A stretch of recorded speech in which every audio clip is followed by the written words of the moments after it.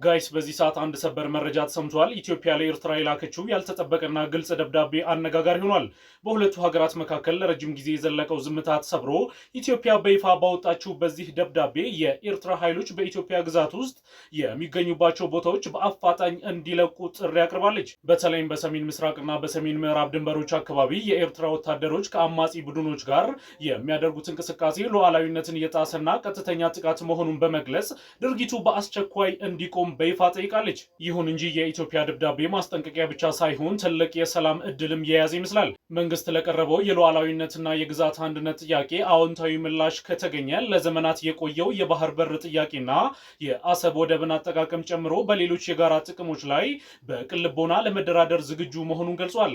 ይህ በሁለቱ ሀገራት መካከል ያለው የግጭትና የመተማመን ዑደት ሰብሮ አዲስ የሰላምና የብልጽግና ዘመን ሊያመጣ የሚችል ትልቅ እርምጃ ተደርጎ ተወስዷል።